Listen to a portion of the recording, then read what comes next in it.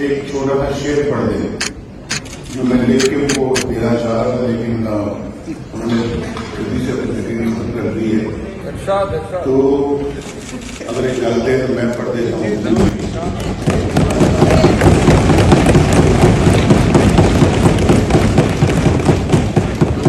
ہم نے عدلیہ کے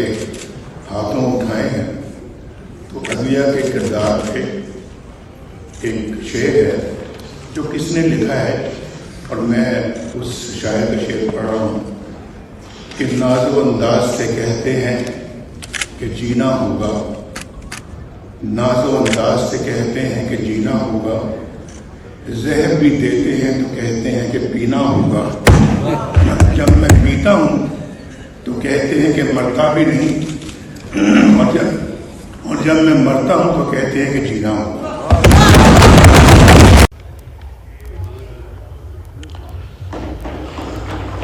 جی محمد نواز شریف صاحب۔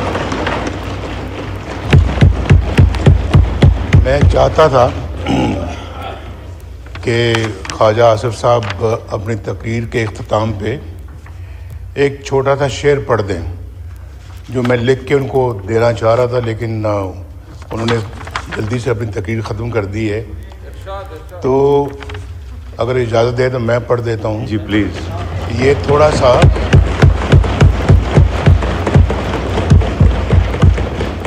جو دکھ ہم نے عدلیہ کے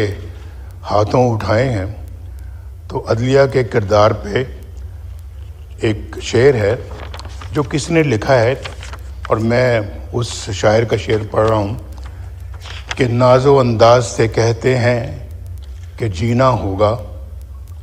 ناز و انداز سے کہتے ہیں کہ جینا ہوگا، زہر بھی دیتے ہیں تو کہتے ہیں کہ پینا ہوگا، جب میں پیتا ہوں تو کہتے ہیں کہ مرتا بھی نہیں، اور جب میں مرتا ہوں تو کہتے ہیں کہ جینا ہوگا۔ مولانا فضل الرحمان۔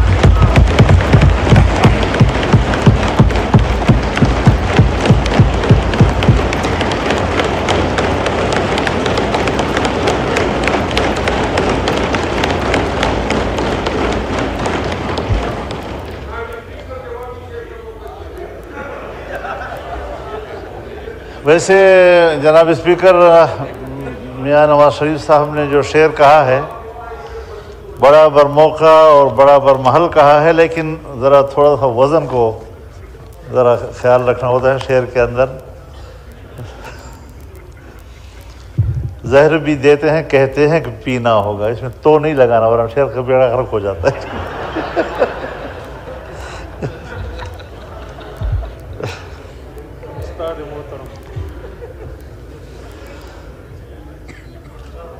بسم اللہ الرحمن الرحیم، نحمدہ ونصلی علی رسولہ الکریم، اما بعد۔ جناب اسپیکر، میں نے آج اس ایوان کے سینئرز کی باتیں سنی، اس میں حقائق بھی تھے، کچھ تلخی کا پہلو بھی تھا، لیکن میری گفتگو تنقید کے بدلے تنقید پر مبنی نہیں ہوگی، بلکہ تعریف کے بدلے تعریف پر مبنی ہوگی۔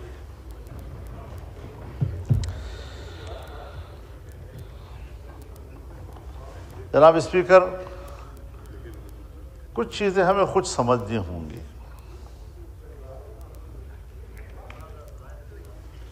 آج ہم جس موضوع پہ بات کرنے کے لیے بیٹھے ہیں، اور آج ہم جو آئینی ترمیم پاس کرنے جا رہے ہیں، اس کا آغاز کب ہوا، اس کا سبب کیا بنا؟ Please lower your voices, thank you. جی یہاں ایک مسئلہ اٹھا تھا کہ سپریم کورٹ کے جج صاحبان کی مدت ملازمت میں اضافہ کر دیا جائے۔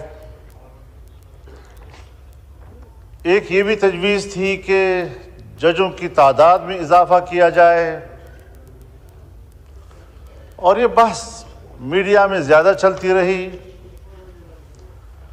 باضابطہ طور پر ہمارے سامنے ایسی کوئی بات نہیں آئی، لیکن بالآخر پارلیمان کے اندر سے بھی، سیاسی حلقوں کے اندر سے بھی جب اس قسم کی باتیں ہمیں یہاں پہنچی تو میں نے اس وقت اسی فلور پہ یہ عرض کیا تھا کہ یہ ایک آئینی ترمیم ہوگی، اور آئینی ترمیم کا موضوع شخصیات ہیں۔ یہاں پر اصل میں جھگڑا شخصیات کے حوالے سے ہے کہ اگر ایک جج ہے تو اس سے حکمران پارٹی گھبرا رہی ہے، اگر دوسرا جج ہے تو اس سے حزب اختلاف کی جماعت جو ہے وہ گھبرا رہی ہے، اور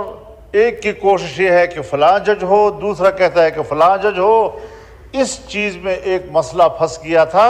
جس کے لیے میں نے عرض کیا تھا کہ آئینی ترمیم کو شخصیات کے تنازع میں یرغمال نہ بنایا جائے، بلکہ آئینی اصلاحات لائی جائے باقاعدہ طور پر، اور ملک کے عدالتی نظام کو ٹھیک کیا جائے۔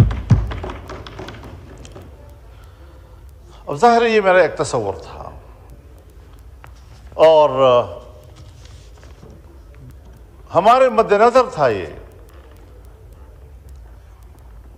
کہ 2006 میں جب پاکستان مسلم لیگ نون اور پاکستان پیپلز پارٹی کے درمیان جناب میاں نواز شریف صاحب کے اور جناب بینظیر بھٹو شہید صاحبہ کے درمیان چارٹر آف ڈیموکریسی یا میثاق جمہوریت پر دستخط ہوئے،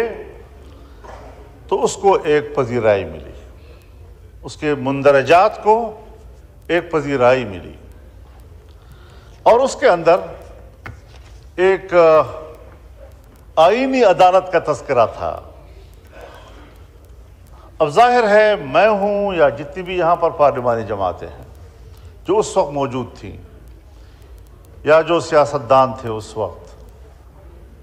ہر چند کے بہت سے لوگ اس کے دستخطی نہیں ہیں، لیکن بعد میں ایسے فورم وجود میں آئے کہ ان فورمز پر جب ریزولیشنز آئے تو وہ انکلوڈیڈ بائی COD، اور ہم نے بھی اس پر ساتھ کیا ہے۔ لیکن جناب اسپیکر، ہمیں ایک بات سمجھ لینی چاہیے کہ COD نہ تو آئین کا متبادل ہے،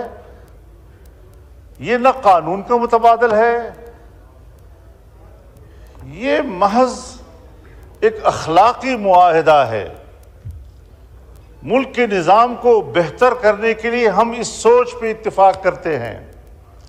اور اپنے سیاسی اور جمہوری سفر میں جہاں ہمیں کوئی مشکل درپیش آئے گی تو ہم اس باہمی اخلاقی معاہدے سے رہنمائی حاصل کریں گے۔ اگر کہیں پر اس کا آئین سے تصادم ہو تو ظاہر ہے کہ پھر آئین پہ عمل ہوگا، لیکن اگر ہمارے پاس 2/3 اکثریت حاصل ہو کسی بھی پارٹی کے پاس، اور وہ اس COD